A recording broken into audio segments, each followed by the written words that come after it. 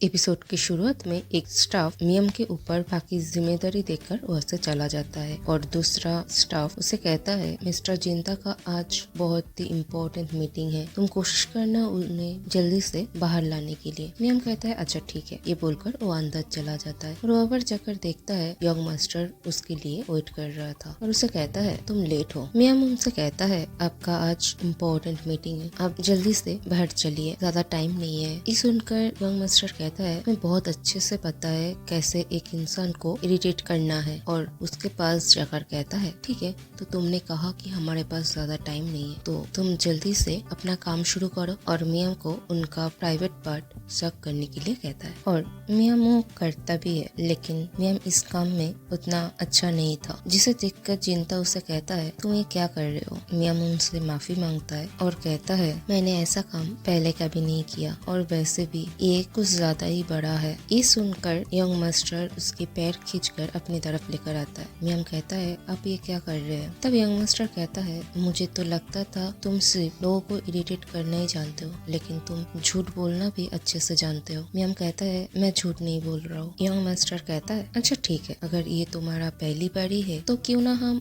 मुंह के बदले तुम्हारी पैर से ही काम करें। यंग मास्टर कहता है तो हम शुरू करते हैं। तब मियम यंग मास्टर बोलकर चुप हो जाता है। यंग मास्टर उसे कहता है तुम क्या बोलना चाहते थे, अपना सेंटेंस कंप्लीट करो। मियम कहता है मिस उनने कहा है आपको जल्दी बाहर आने के लिए क्योंकि आपका आज मीटिंग है। यंग मास्टर कहता है ठीक है मैं समझ गया, ठीक है तो एक काम हम जल्दी खत्म करें क्योंकि इस हालत में मैं तो बाहर नहीं जा पाऊंगा। और इसी सब चक्कर में मियम का हालत खराब हो जाता है। तब यंग मास्टर उसके कान में जाकर बोलता है तुम तो बहुत ही नोटी हो। और इसी सब के बीच मियम गर्मी की वजह से अचानक से बेहोश हो जाता है। फिर सीन शिफ्ट होता है और एक पार्टी का सीन दिखाया जाता है जहाँ पर प्रेसिडेंट पेक को दिखाया जाता है जो मियम को हायर किया था यंग मास्टर की इंफॉर्मेशन लीक करने के लिए। उसके बाद प्रेसिडेंट पेक चेयरवुमन से मिलता है और उनसे कहता है आपका सेक्रेटरी बहुत ही अच्छा काम करता है और उनसे पूछता है क्या जिंता यहाँ पर नहीं आएगा। तब चेयरवुमन कहती है नहीं मुझे नहीं लगता वो यहाँ पर आएगा। तब प्रेसिडेंट बेक वापस जाने के बारे में बोलता है। तब चेयरवुमन कहता है आज शेयर होल्डर्स के साथ मेरा लंच है, वो करके फिर तुम जा सकते हो। तब बेक कहता है क्या आप श्योर हो क्योंकि वो लोग मुझे ज्यादा पसंद नहीं करता। तब चेयरवुमन कहती है उससे क्या फर्क पड़ता है, उससे ये कभी चेंज नहीं होगा कि तुम बेक्यून कॉर्पोरेशन की बड़े बेटे हो। तब प्रेसिडेंट बेक कहता है ऐसा नहीं है, मैं कंफर्टेबल नहीं हूँ क्योंकि मैं एक मिस्ट्रेस की बेटा हूँ। आपको नहीं लगता मेरी जगह जिंता होगा तो अच्छा होगा क्योंकि लीगल बड़ा बेटा वही है। ये सारी चीजें सुनकर चेयरवुमन बहुत ही ज्यादा गुस्सा हो जाती है और तभी वहाँ पर जिंता आता है और आकर कहता है सॉरी मैं लेट हो गया और कहता है अपने प्रेसिडेंट बेक को बुलाया है तो मेरा यहाँ पर कोई जरूरत नहीं है। तब चेयरवुमन कहती है ऐसा बिल्कुल भी नहीं है,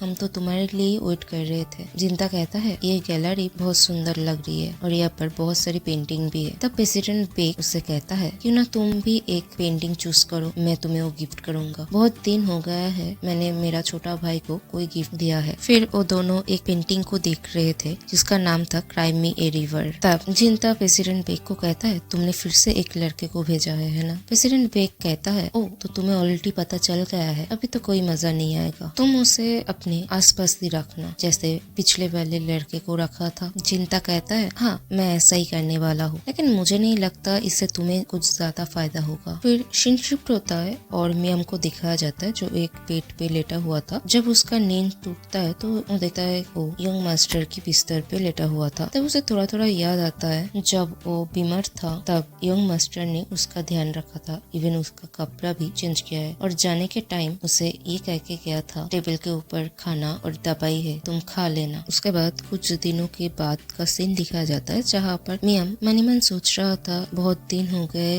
यंग मास्टर घर नहीं आया, अगर मैंने उन लोगों को रिपोर्ट नहीं किया तो पता नहीं वो मेरे डैड के साथ क्या करेगा। क्या मैं कुछ छानबीन करूँ यंग मास्टर के बारे में, लेकिन मुझे बुरा लग रहा है क्योंकि मुझे नहीं लगता कि वो बुरे इंसान है। मैं क्या करूँ मुझे कुछ समझ में ही नहीं आ रहा है। तभी एक स्टाफ उसे कहता है मियम क्या तुम ठीक हो, तुम्हारी तबीयत तो ठीक है। मियम कहता है हाँ मैं ठीक हूँ, और उनसे पूछता है यंग मास्टर कब वापस आएगा। तब वो स्टाफ उससे कहती है क्यों, तुम भी उनके प्यार में पड़ गए उसके गुड लुक की वजह से, तुम्हें पता है मैं भी उन्हें बहुत मिस कर रहा हूँ। तब मियम कहता है ऐसा कुछ भी नहीं है, एक्चुअली उन्होंने मेरा ख्याल रखा था और मैंने उन्हें अभी तक थैंक यू नहीं बोला इसीलिए। तब वो स्टाफ कहती है ओ तुम टेंशन मत लो, कभी कभार ऐसा होता है, यंग मास्टर कुछ दिनों तक घर नहीं आते हैं, हम तभी घर में साफ सफाई कर लेते हैं। सारे काम करने के बाद जब मियम सोने जा रहे थे तभी मिस यून वहाँ पर आती है और मियम से कहती है मिस्टर जिंता तुमसे मिलना चाहता है। मियम जब मिस यून के साथ वहाँ पर जाता है तो देखता है कि एक लड़की ऑलरेडी थी। यंग मास्टर मियम से कहता है तुम आ गए, मैं अभी नहाने जाने वाला था, तुम चलो